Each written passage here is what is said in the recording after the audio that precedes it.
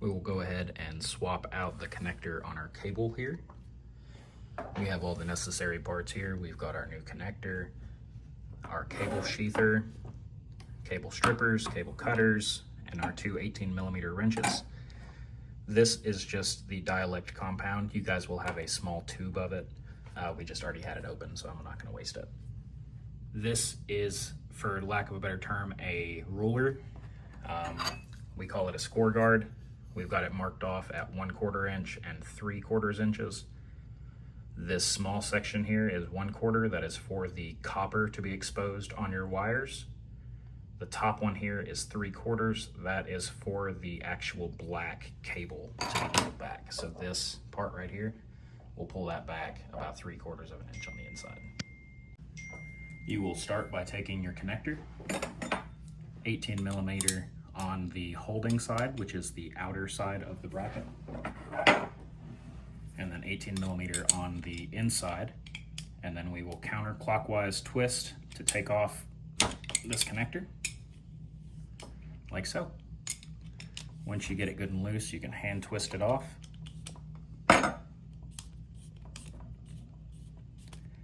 You'll then pull this out. That can be set aside, thrown away. This will pull down on the end. It will desheath off of it. You will see some adhesion in here. That is just dialect compound to help make sure it stays watertight. Go ahead and take your keyway, put it in the hole here, open this up and slide the darker plastic piece off. I can't do it with two hands, so I'll be right back. We will just press in and slide off.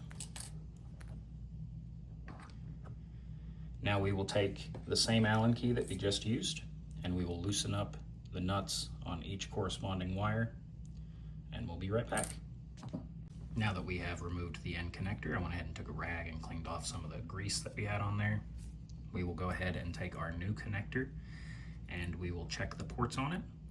Not sure exactly what you can see. Let's try to focus here a little bit.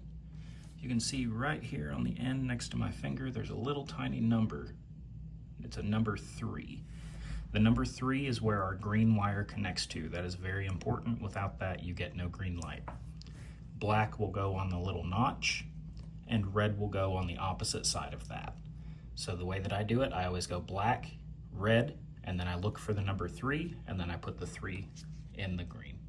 With the new connector installed, we're going to slide up the metal connector to the end.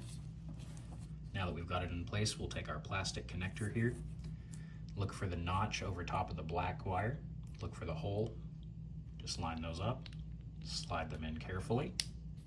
Once you hear the latch, you know it's secure, go ahead and give it a quick little tug, just make sure that it's safe. Then we will take the little white connectors here and we will line them up with the holes on the bottom end here. Just try to focus that so you can see. And they will just slide right into place. Just force them a little bit. They just pop in and out like that. There's nothing fancy to it. You just pop that back in. Then we will take our face connector for the outside. We will slide it over the end. It only goes on one way. So if you look on the inside, you'll see a little notch right there. That will line up with our open face hole right here. And then you will just slide it into place. Press down firmly onto the white little spacer. It's starting to tight a little bit, just making sure that it's getting a connection. And then we will take our two 18mm wrenches, attaching them on the dock station and the tightening station, like so. And you will just twist them clockwise to tighten. And then once you get it fully tightened, I'll be right back to show you what it looks like. As we can see, we have a flush connection here. You should not be able to fit a piece of paper in here. So that's how I've always tested it, is if you can fit any kind of thin paper in there, like a sticky note, then you are not tight enough and you need to go a little tighter. Just be careful, as these can shred a little bit and they become a little sharp.